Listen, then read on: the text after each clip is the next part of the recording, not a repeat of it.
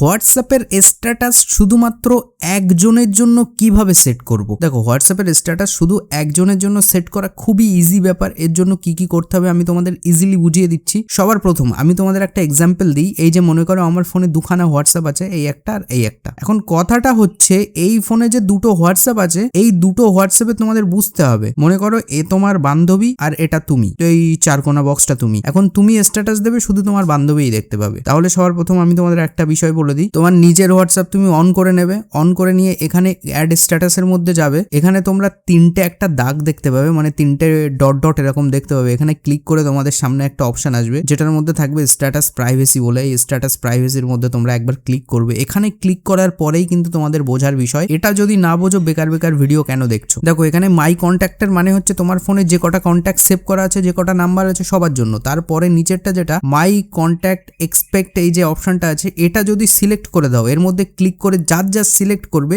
সে বাদে সবাই দেখতে পাবে। মানে যার যার তুমি এখানে সিলেক্ট করে দেবে তারা দেখতে পাবে না। আর এই যে নিচের অপশনটা অনলি শেয়ার উইথ, এখানে যদি ক্লিক করো, এখানে ক্লিক করে তুমি যার যার পাঠাতে চাইবে, যার যার, শুধুমাত্র তারাই দেখতে পাবে। এবার এখানে দেখো, এই যে ধরো তোমার বান্ধবী, এই যে তোমার বান্ধবী, ঠিক আছে, একে আমি আনসিলেক্ট করে দিচ্ছি আপাতত তোমার বোঝানোর জন্য। এখানে আমি টিক করে দিলাম। এবার দেখো মজার বিষয়, এখানে আমি একটা স্ট্যাটাস দিচ্ছি। চলো এই ছবিটাই আমি এখানে স্ট্যাটাস দিচ্ছি। এবার স্ট্যাটাস দিয়ে দিলাম, কিন্তু এই হোয়াটসঅ্যাপে যখন আসছি এখানে দেখো কোনো স্ট্যাটাস কিন্তু আসছে না, এখানে কোনো স্ট্যাটাস নেই। এবার মজাদার একটা বিষয় তোমরা দেখতে পাবে। এখানে গেলাম আমি স্ট্যাটাসে, এখানে ক্লিক করলাম, করে স্ট্যাটাস প্রাইভেসি করলাম, করে এর মধ্যে গেলাম, গিয়ে আমার ওই নাম্বারটা আমি এখানে অ্যাড করে দিলাম। যখন আমি অ্যাড করে দেবো তারপরে আমি ব্যাক করে নিচ্ছি। তারপরে এই হোয়াটসঅ্যাপে গেলেও কিন্তু আর দেখাবে না। তখন আমাদের যেটা করতে হবে, ওই সেটিংসটা অন করার পরে তোমার নতুন করে আবার স্ট্যাটাস দিতে হবে। মানে স্ট্যাটাস দেওয়ার পরে তুমি যদি ওই সেটিং অন করো কাজ হবে না। চলো এই স্ট্যাটাসটা আমি ডিলিট করে দিচ্ছি, এখান থেকে ডিলিট করে দিলাম। তারপর আবার নতুন করে এখানে স্ট্যাটাস দিলাম। যখনই সেন্ড করব, এই যে স্ট্যাটাসটা দিয়ে দিলাম।